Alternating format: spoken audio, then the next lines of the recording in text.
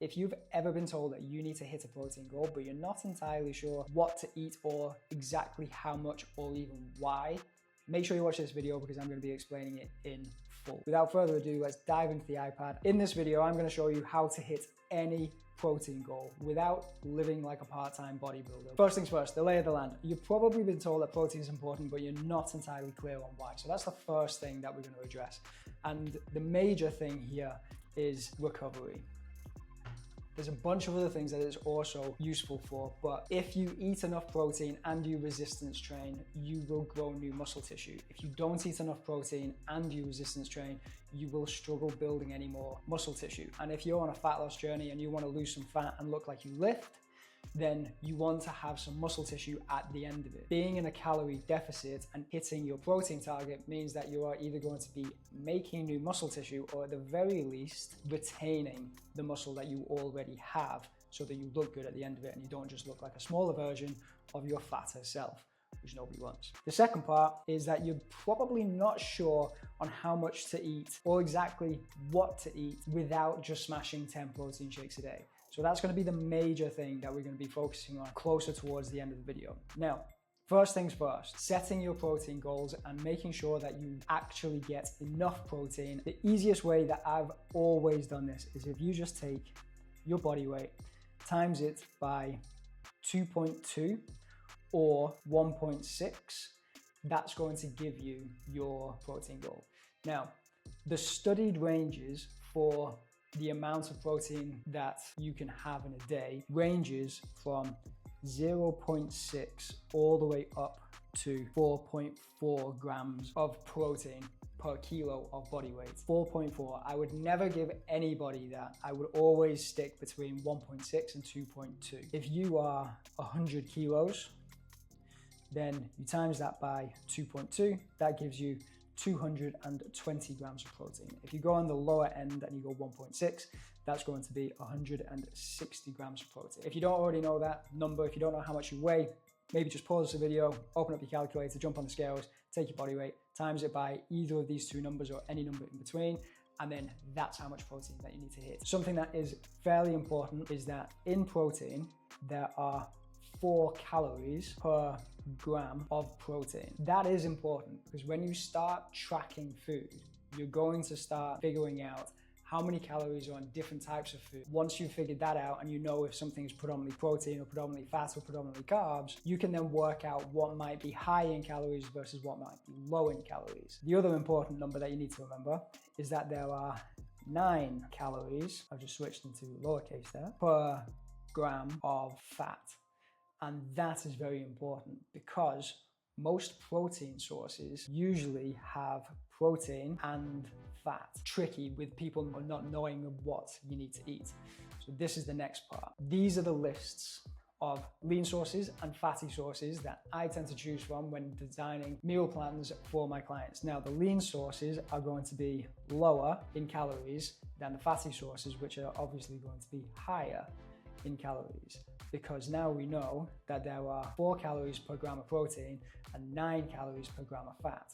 So if something has fat and protein, then it's going to be higher in calories. If something has just protein, it's going to be lower in calories. On the lean sources, the best things that you could possibly be eating are chicken breast, turkey breast, and then, in my opinion, whey protein. I'm going to put a little bit of an asterisk there. Nobody wants to be eating bunches and bunches of protein shakes, but having a protein shake that you like, that you don't mind having maybe 2 scoops of in the day, is the easiest way to drive your protein up. Beyond that, making sure that you fill out your day with things like chicken breast, turkey breast, pork tenderloin, lean minced beef, so like the 95% or the 98% that you might find in Tesco, white fish, things like cod, tuna in water, making sure that you're not getting the sunflower one, tuna in brine, also the same, shrimp or prawns, egg whites, non-fat Greek yogurt, and low-fat cottage cheese. There's a reason why you see bodybuilders smashing boxes of cottage cheese, because it is very high in protein for a very small amount. You'll see here I've listed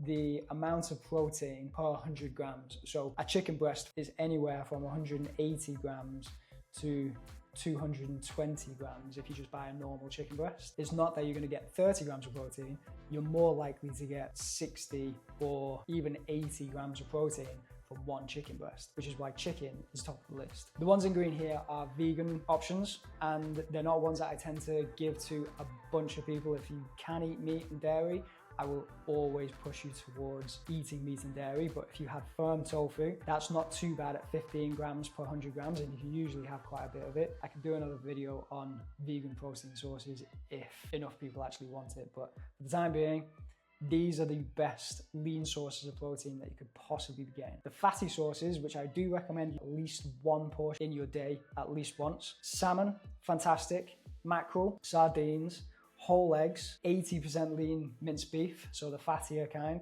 Generally, steaks are very high in calories, but they are a very good source of protein. You can get about 50 to 60 grams of protein, but you are also looking at anywhere from about 20 grams of fat. It's very high. A steak dinner can run you with 1,200 calories. Lamb is a little bit low on the protein side and very high on the fat side, so it's not something that I tend to give to people a lot. Same for pork belly. Halloumi cheese isn't too bad, but then I've highlighted these ones here because a lot of people think that nut butters like peanut butter is a protein source. It isn't. These are fat sources with added protein. And I think if more people understood that, then they wouldn't be slathering pieces of toast with peanut butter and almond butter and all that kind of stuff. When it comes to what to eat, there are so many things here. All you need to do is organize them into your day. I have a rule for myself and I try and instill it into all of my clients as well. Breakfast is always high in protein and fat. Easiest thing that you could possibly do is eggs, because you can have eggs 1,000 different ways. Scrambled eggs on some sourdough toast, absolutely fantastic. Smoked salmon or salmon in general, again, brilliant for breakfast. You can get a decent amount of protein in, and then that's going to give you the energy that you need in order to see through to lunch. For this one is high protein and then low fat there. Things like chicken salad. If you've got no time, a rotisserie chicken that you can just pick at and then chuck in a bowl with some salad, with some peppers, cucumber, tomatoes, that is lunch sorted. Any snacks that you then have or need, you can have a protein shake. If this is post-workout, make sure that you've got a protein shake in your bag ready to go that you just need to add water to. You can just drink that either on the way back to the office if you're training on your lunch break, or immediately after you finish training. Then you don't need a big meal to hit 30 to 40 grams of protein. You just have that. Double scoop it if you need that extra boost. Then dinner is always high protein, and then it depends on fat. Depends on where you're at with your calories. If you can follow that structure and you just choose from the foods that you like, and then just chuck this into something like a meal plan builder like eatthismuch.com. That will build out a meal plan for you, give you the ingredients that you need to buy. It'll give you a shopping list and everything. And then you don't then have to worry about what do I need to buy. You just need to think about eating it. The big thing that I need to stress to you here is pre-track your food. That is a game changer. If you use MyFitnessPal or Chronometer or anything else retroactively where you eat and then track, you are using it wrong. You want to be eating the food that you log, not logging the food that you eat. And if you can get that, it makes everything so much easier, and you start to learn what's in food a little bit easier. That is how you hit any protein goal, by pre-tracking your food and then choosing from either of these two protein sources and then being consistent. You don't have to have 10 protein shakes a day to hit 200 grams of protein. You just need to be smart with your choices, start your day with high protein and high fat, and then track the rest. And if you found this helpful, make sure you hit subscribe so you never miss out on another video.